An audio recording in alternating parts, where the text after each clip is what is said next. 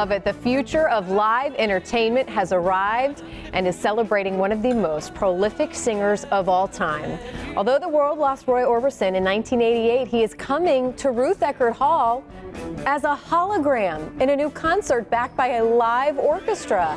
I'm joined today by Roy's son, Alex, along with the CEO of Based Hologram, Brian Becker. Good morning, gentlemen. Morning, Carly. Good morning, Carly. So, Alex, let's start with you. I mean, from what I understand, you and your brothers, you're taking over kind of the career, kind of the future of the music, right? How on earth is this even possible? I can't imagine that 30 years ago, this was even, a thought. Yeah, it is. It is truly amazing that, in a way, like the science fiction theory has caught up to the art of live music, and the two have crossed over, and the end product is that you see Roy Orbison standing on stage in 2018. It does truly blow your mind. So was there conversations, before he passed away about kind of the future and the legacy and how we would, for generations to come, still be able to learn and love his music? The closest he got was when he was doing his last album. He was talking with Tom Petty and the guys, and he said, well, we have to make sure that whatever goes into this song will stand up, because if you want people to be, it's funny because he said 30 years and it's been exactly 30 years. He said if you want people to be singing your song in 30 years, then you got to make sure that it's good. So that was about as far as that went. My dad really stayed in the moment, though.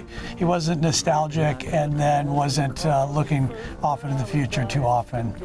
So Brian, explain how this technology works, and I'd imagine this is just the beginning of possibly what we're going to see from here on out.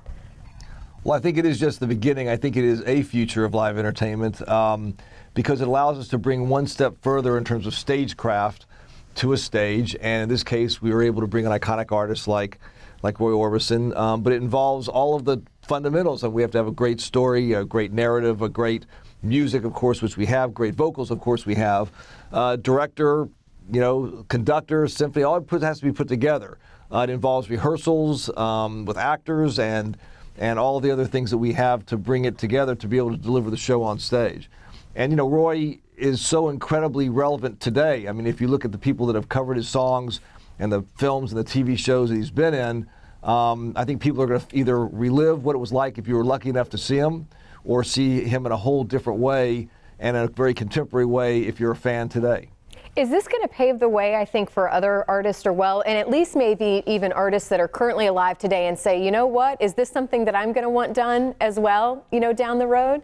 Are these conversations, I think, that most artists are going to have now? Well, I think it's becoming a lot more a part of the conversation these days, but I think it's a part of the conversation in the same way that you would have with any artist who wants to maintain his or her legacy. And for those of us that are fans who want to be able to continue to enjoy that legacy. I mean, artists are able to leave something behind that none of the other of us can leave behind. And so any way that we can do to enhance it and extend it, I think is really exciting. And so this will be one of those ways. And it allows us to do some really exciting things in terms of music and theater and other things as well. Yeah. So yes, I think the short answer is yes. So Alex, I mean, tell me about kind of what that moment is like. I don't know, maybe when the first time you saw the hologram and maybe saw it kind of as the full production. It's got to be surreal. What was that kind of witnessing all of that? Yeah, it is. And behind all this is my dad's voice. So it really was, at the end of the first song, you're looking, for me, I was just looking at every little detail,